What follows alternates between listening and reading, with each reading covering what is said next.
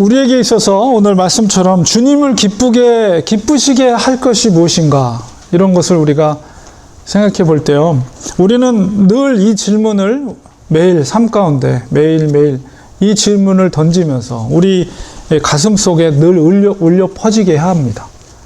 매일 순간마다 내가 어떻게 하나님을 기쁘게 해드릴 수 있을까, 이런 생각을 우리가 깊이 묵상하고 기도 중에, 그리고 또한 우리가 기도하면서 하나님이 그런 마음을 주셔요. 어떤 구체적인 상황 속에서. 그러면 그 말씀에 대해서 우리는 민감하게 반응하고 그 말씀에 순종해야 됩니다. 그럴 때 하나님이 기뻐하십니다.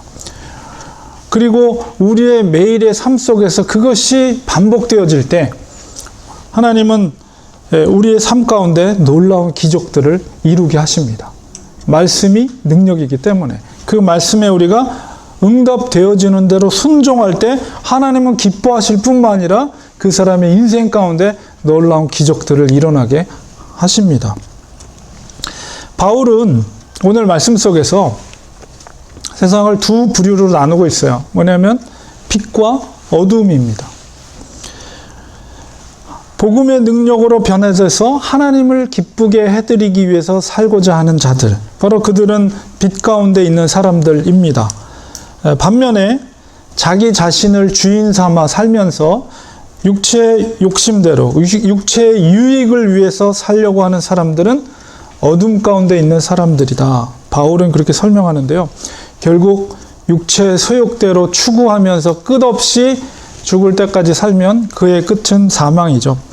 그러나 오늘 이 빛의 열매 그리고 어둠의 열매를 통해서 진정 하나님을 기쁘게 해드리는 삶이 무엇인가, 이것을 오늘 에베소서에 있는 말씀을 통해서 깨닫는 시간을 가지려고 합니다. 보통 에베소서 그리고 골로새서를 이제 쌍둥이 서신이라고 그래요. 내용을 보면 거의 많은 비슷한 부분들이 있습니다.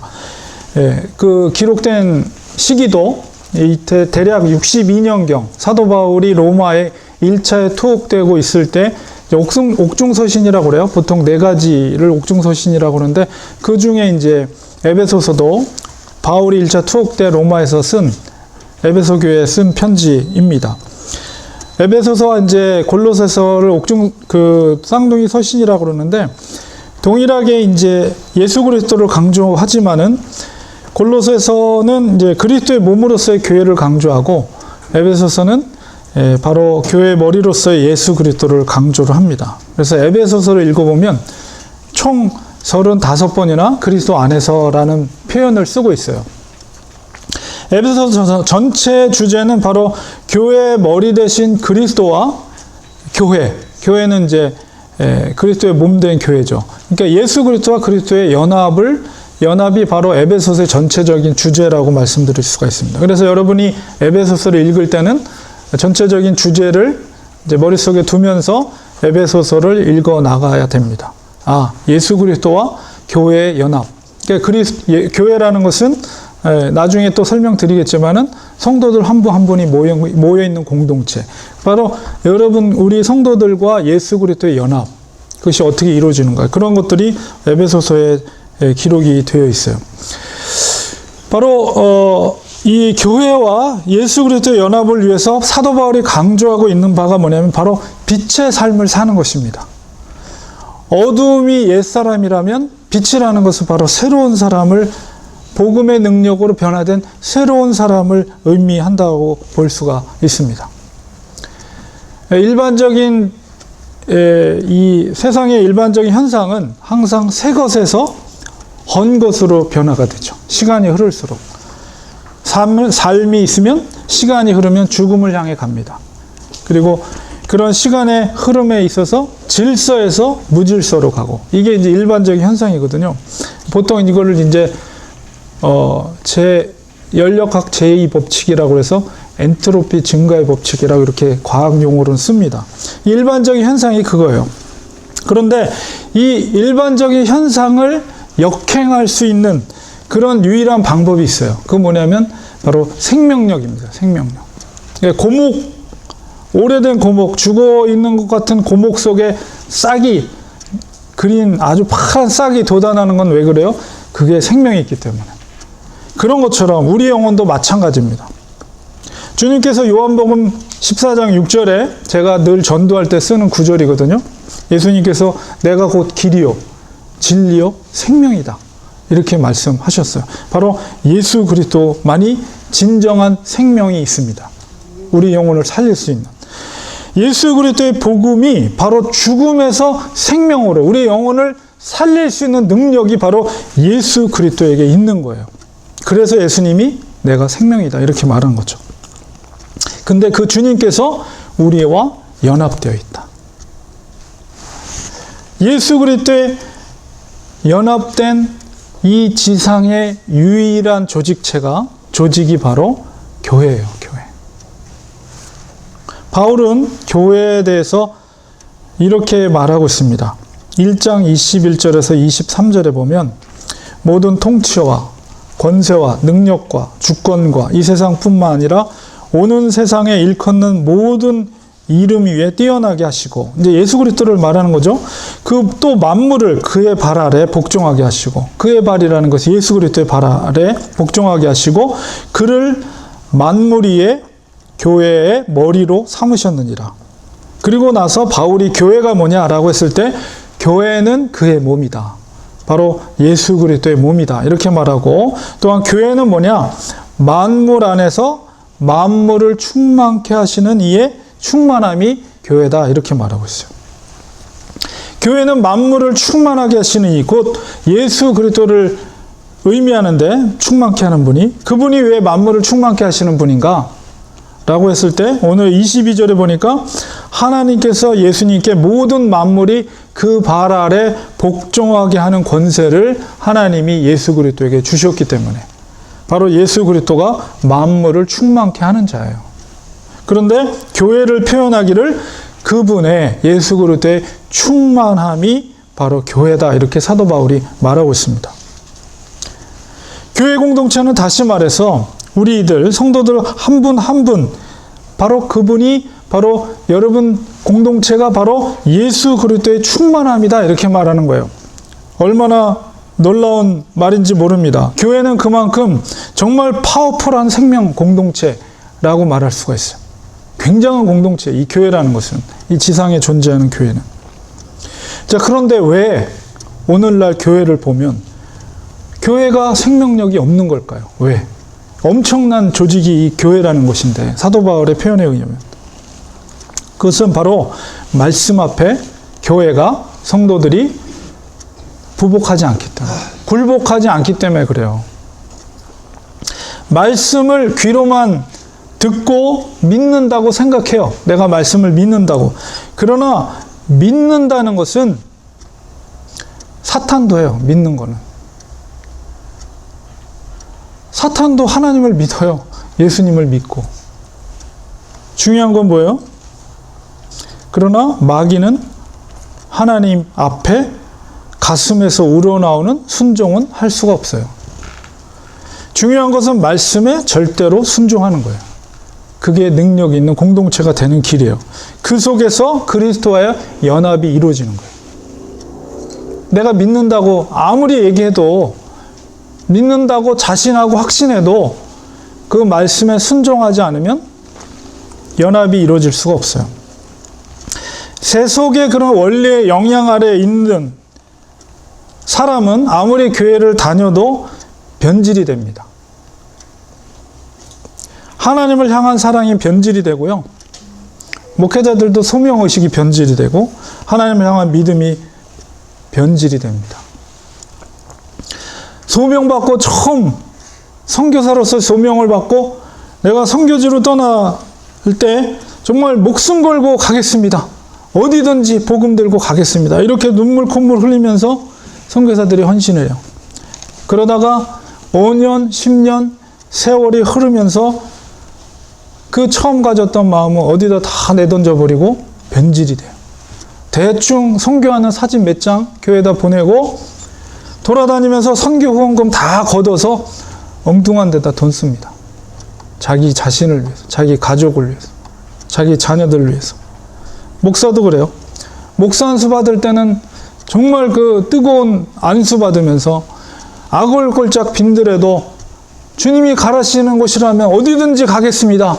이런 사명감이 불타오르지만 시간이 흘러 10년, 15년 시간이 흘러가면서 나중에는 골라서 어느 교회가 나를 대접 잘해주나 그런 교회 골라서 갑니다. 처음 사랑이 식으면 그 선교사, 그 목사는 끝나는 겁니다. 기도의 자리를 잃어버립니다. 영혼에 대한 목마름도 식어집니다. 예배의 감격도 사라져요.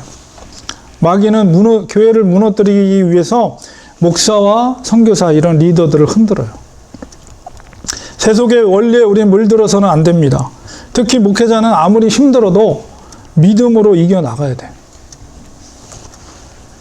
교회는 그리스도의 충만함입니다. 교회는 그리스도와 연합된 그리스도의 몸이에요. 주님께서는 지금도 힘겨워하고 있는 우리에게 묻습니다. 울고 있는 우리에게 묻습니다.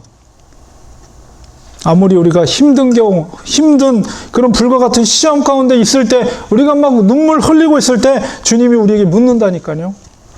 내가 너와 연합되어 있는 것을 믿느냐? 모든 권세를 가진 내가 바로 내 곁에 있는 것을 너가 믿느냐? 그렇게 물으실 때 우리가 뭐라고 대답할 것인가? 하나님을 절대적으로 신뢰하는 사람, 하나님께서 그런 사람들을 반드시 책임져 주십니다. 죽으면 죽으리라 결단하고 하나님 앞에 내 모든 것을 내려놓고 하나님을 의지할 때 하나님께서는 그때 일하기 시작하십니다. 목사도 참 목자가 있고요, 거짓 목자가 있습니다. 물론 성도들도 진짜 교인이 있고 거짓 교인이 있어요. 참 목자를 구분하는 가장 중요한 잣대가 뭡니까? 그것은 그 사람의 열매를 보고 알 수가 있어요. 아무리 훌륭한 설교하고요, 아무리 감동적인 설교를 하더라도 그 목회자가 뒤에서 거짓말하거나 사람들 모르게 부정한 일을 저지르거나 엉뚱한 짓을 저지르고 있다면 사람들을 숨기더라도 그것은 가짜입니다. 어둠 속에 숨겨진 죄는 절대로 선한 열매를 맺을 수가 없어요. 오늘 본문 속에서 5장 11절 12절에 너희는 열매 없는 어둠의 일에 참여하지 말고 도리어 책망하라. 어둠은 열매가 없어요. 그들의 은밀히 행하는 것들은 말하기도 부끄러운 것들이라. 옛사람의 속성에 대해서 사도 바울은 에베소서 2장 3절에 그 속성을 얘기합니다.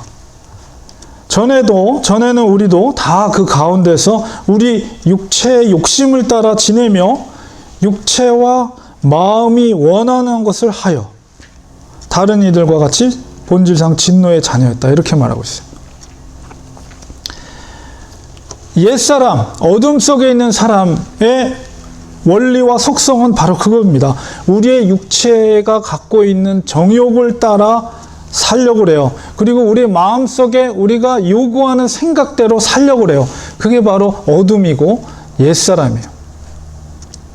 그렇게 사는 사람들에게, 육체를 따르는 삶에 사는 사람에게 나타나는 구체적인 삶의 열매들이 있어요.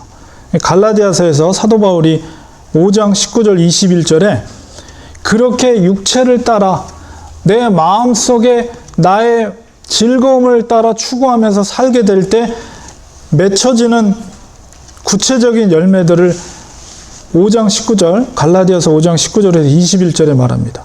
육체의 일은 분명하니 곧 음행과 더러운 것과 호색과 우상숭배와 주술과 원수 맺는 것과 분쟁과 시기와 분냄과 당짓는 것과 분열함과 이단과 투기와 술취함과 방탕함과 또 그와 같은 것들이라.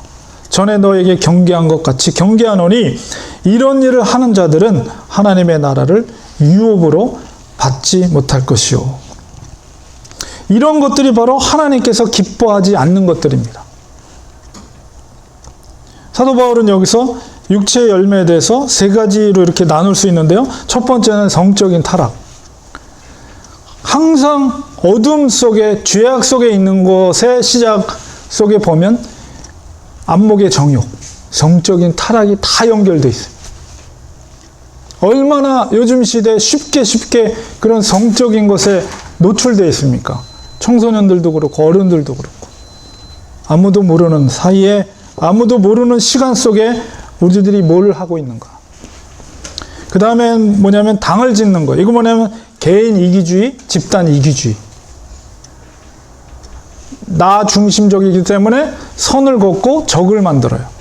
그러면 나랑 비슷한 사람들이 모여서 집단적인 이기적인 자기 그룹만 유익을 위해서 다른 사람들을 죽이는 거예요. 그런 일들. 세 번째는 무절제한 방탕함, 술 취함, 방탕함, 이런 것들, 이런 것들이 바로 육체의 열매라고 말할 수가 있어요. 여러분, 교회에 있을 때 우리의 모습이 진짜 우리의 모습이 아닙니다. 아무도 없을 때 내가 무슨 생각을 하느냐, 내가 무엇을 하고 있느냐, 그게 진짜 우리의 모습이에요.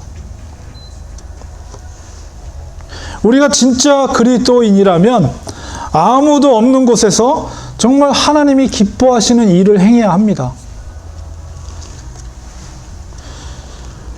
교회 공동체 안에 있으면서 교인들이 만약에 이런 육체를 따르는 일을 하고 있는 사람들이 존재하고 있다면 그 교회는 우리 교회에서 보이는 모습이 우리의 진짜 모습이 아니라고 그랬어요.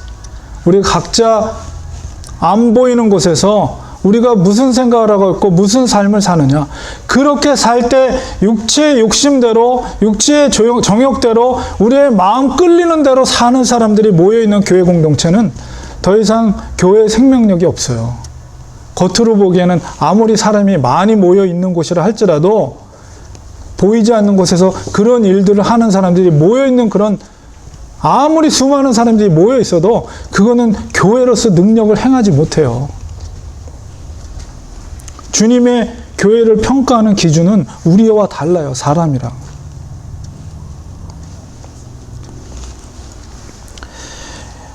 오늘 이 말씀은 성경이 경고하는 것입니다. 이런 일을 하는 자들은 하나님의 나라를 유업으로 받지 못한다는 거. 얼마나 무서운 경고인지 모릅니다. 아무리 교회를 오래 다니고 아무리 교회에서 많은 봉사를 하고 열심히 일해도 보이지 않는 곳에서 그런 일들을 행하면 그 사람들은 구원받지 못한다는 얘기예요.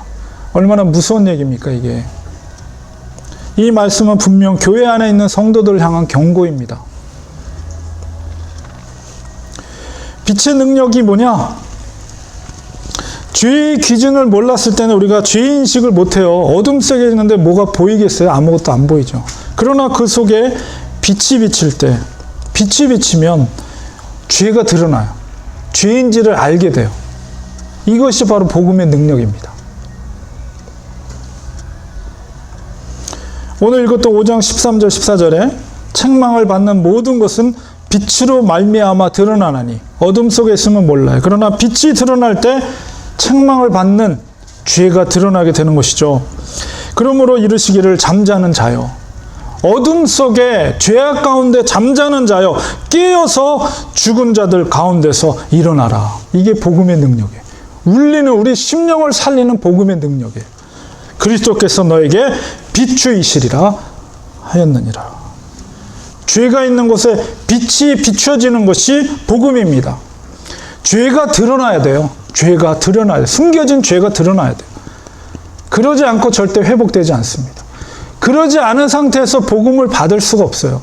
받았다 할지라도 그것은 모래 위에 지은 집과 같은 거예요.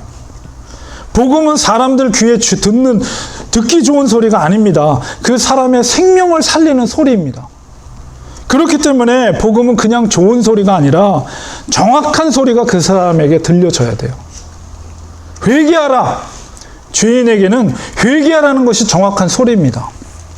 죄인에게 위로의 어떤 말, 달콤한 말 한다고 해서 그것이 살리는 게 아니에요. 오히려 그건 죽이는 거예요. 암 환자에게 여러분 진통제 한번 먹인다고 해서 잠깐 통증을 없앨 수는 있지만 근본적으로 그 암이 치료되는 게 절대 아니에요. 오히려 죽이는 거라니까요. 그거는 시간만 자꾸 지연되고. 그렇기 때문에 우리는 정확한 말씀이 선포될 때 우리 속에 숨겨진 죄악이 있다면 그 말씀의 능력으로 그게 다 드러나야 돼요. 빛 가운데 드러나야 돼요. 그래야지 치유의 역사가 일어나는 것입니다. 그리고 말씀을 받을 때 판단해서는 안 됩니다. 하나님의 말씀이 선포되면 그걸 판단해서는 안 돼요. 원수를 사랑하라. 너 겉옷을 달라면 속옷까지 다 주라. 말씀이 선포되면 우리 성도들이 그 말씀을 듣고 속으로 생각해. 세상에 누가 그런 사람이 어딨냐고. 이게 판단하는 거예요, 내가.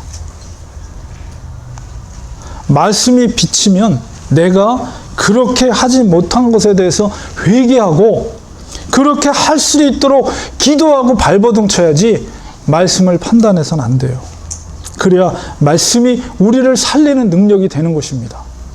우리가 하나님의 말씀을 믿는다면 말씀을 판단하지 말고 그대로 우리는 순종하는 거예요. 미련하게 그대로 하나님의 말씀이 선포된 대로 순종하는 거예요. 죽는 자와 살아있는 자의 차이가 여기에 생기는 거예요. 죽은 자들 가운데서 일어나라. 이 말씀의 의미는 바로 진리의 말씀이 비추었을 때 그 말씀에 반응하라는 거예요. 그 말씀에 반응하면 사는 것이고 그렇지 않으면 죽는 것입니다. 결론을 맺겠습니다. 하나님을 기쁘시게 하는 것은 무엇일까요? 그것은 바로 우리가 빛의 길로 행하는 것입니다. 빛을 따라갈 때 어둠의 열매가 존재할 수가 없어요. 빛을 보고 빛을 따르는 삶에 대해서 바울은 성령 충만을 말합니다. 예수의 영, 성령이 충만할 때 가능해요. 빛의 길을 갈 수가 있어요. 에베소서 5장 18절에 보면 술 취하지 말라. 이는 방탕한 것이 오직 성령으로 충만을 받으라. 성령을 충만을 받으라. 그렇기 때문에 우리는 성령 충만을 사모하고 간절히 기도해야 합니다. 성령님은 우리를 하나님께서 기뻐하시는 길로 우리를 인도하시는 능력이 있는 분이에요. 우리가 예수 그리스도와 연합됐다는 것은 바로 성령님이 우리와 내주하고 계시다는 거예요. 우리와 함께하고 계시다. 그렇기 때문에 우리가 성령 충만할 때 그리고 그분이 말씀하실 때 그것을 쫓아갈 때 우리는 빛의 길로 가는 거예요. 지혜로운 자는 또한 빛의 길로 갈 뿐만 아니라 다른 사람들을 또한 빛으로 인도하는 일을 합니다. 너희는 세상의 빛이라고 했어요. 우리가 빛으로 갈 뿐만 아니라 또한 우리는 빛을 발하는 거예요. 다니엘서 12장 3절에 보면 지혜 있는 자는 궁창의 빛과 같이 빛날 것이요 많은 사람을 옳은 대로 돌아오게 한 자는 별과 같이 영원토록 빛나리라. 매일 순간순간마다 하나님을 기쁘시게 할 수 있는 길이 무엇인지 우리는 날마다 매 순간마다 묵상해야 됩니다. 그리고 성령님께서 뜨겁게 주시는 그 마음을 우리는 외면하지 마시고 그대로 우리는 순종해야 돼요. 그렇게 순종하는 자를 하나님은 축복해 주십니다. 하나님을 존중히 여기는 자를 하나님은 존중해 줍니다. 이 사실을 꼭 명심하세요. 우리가 하나님을 무시하면 하나님은 우리를 무시해요. 그러나 하나님을 존중히 여기고 하나님을 존중히 여긴다는 건 뭐예요? 하나님의 말씀으로 받고 그 말씀을 순종하는 거예요. 그게 바로 하나님을 존중히 여기는 거예요. 그럴 때 하나님은 그 사람을 들어서 존중히 여깁니다. 요셉과 같이 그 사람을 귀하게 높여주시고 그를 하나님이 들어서 사용하시는 거예요. 우리가 능력이 많고 적고가 중요한 게 아니에요. 말씀드렸지만 마른 막대기라도 하나님은 들어서 그 홍해바다를 가르는 기적을 행할 수 있어요.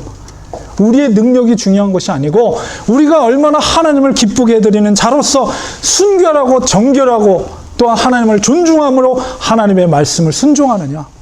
하나님은 그런 자에게 하나님의 손길이 가는 거예요. 그리고 그 마른 막대기 같은 사람을 들어서 모세의 지팡이로 바로 홍해바다를 가르는 기적을 행하게 하는 능력을 하나님이 그 사람을 통해서 이루게 하시는 것입니다. 우리가 하나님을 존중히 여길 때 하나님 말씀을 순종할 때 그 속에서 하나님의 놀라운 기적들이 우리의 매 순간마다 우리의 구체적인 삶 가운데 하나님의 역사를 통해서 이루어집니다. 하나님은 살아계신 하나님, 하나님은 능력의 하나님, 전능하신 하나님이십니다. 예수 그리스도로 우리를 구주로 생명에서 죽음에서 생명으로 인도하시는 능력 있는 분이십니다. 그분 앞에 전적으로 신뢰하고 우리의 삶을 전적으로 맡길 때 하나님은 그 속에서 일하십니다. 역사하십니다. 살아계신 하나님으로, 그런 사람을 통해서 살아계신 하나님으로 증거되는 역사들이 구체적으로 일어나는 거예요.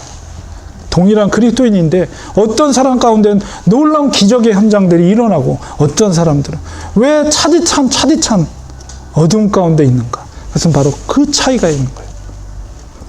오늘 말씀 속에서 어둠 속에 빛이 드러날 때 우리 속에 숨겨진 죄악이 있다면 다 토해내야 돼요. 자복해야 돼요. 그거 없이 우리 빛의 길로 갈 수가 없습니다. 오늘 이 시간에 우리 같이 한번 기도하기 원합니다. 하나님, 그렇습니다. 그리스도께서 잠자는 자여 깨어라, 그리스도께서 너희를 비추느니라 말씀하셨습니다. 우리에게 빛을 비춰주셨어요. 예수 그리스도를 통해서 우리에게 비춰줬습니다. 우리에게 숨겨진 죄악이 있다면 토해내고 회복되길 원합니다. 그리고 온전히 하나님을 존중함으로 말씀에 순종하는 삶을 살 때 우리는 하나님께 쓰임받을 수 있는 인생이 될 수가 있습니다. 빛의 열매로, 빛의 많은 열매, 성령의 열매를 맺힐 수 있는 능력 있는 그리스도인이 될 수가 있습니다. 우리 같이 한번 기도하겠습니다. 2, 3분 동안 주님, 우리의 빛의 자녀로 살게 하여 주시옵소서. 성령의 빛, 그리스도의 빛이 우리 속에 비춰질 때 우리가 숨겨진 죄악이 하나님 앞에 회개되게 하시고 자복하게 하게 하시고 다시 한번 회복시켜 주시사 빛의 길로 갈 수 있는 우리가 되게 하소서. 우리 같이 한번 2, 3분 동안 기도하겠습니다. 기도합니다. 하나님, 주님께서 우리를 사랑해 주셔서 만세전에, 창세전에 우리를 선택해 주시고 너는 내 것이라 하나님께서 자녀 삼아 주셨습니다. 그러나 정말 전적으로 하나님 말씀을 순종하기보다는 우리의 뜻대로, 우리의 생각대로, 육체의 소욕대로 살아가려고 할 때가 얼마나 많았는지 우리가 회개합니다. 용서하여 주시옵소서. 우리를 용서하여 주시고 아버지 하나님 말씀에 전적으로 하나님을 존중하며 순종하는 저희들 되게 하여 주시옵소서. 아버지, 어둠 가운데 있는 우리의 인생 가운데 주님께서 빛으로 찾아와 주셨습니다. 우리의 어둠 속에 있는 우리를 아버지 다시 한번 빛으로 찾아오셔서 우리를 생명으로 인도해 주셨습니다. 하나님 아버지, 우리가 빛의 길로, 아버지 빛의 그 길로 가기를 원합니다.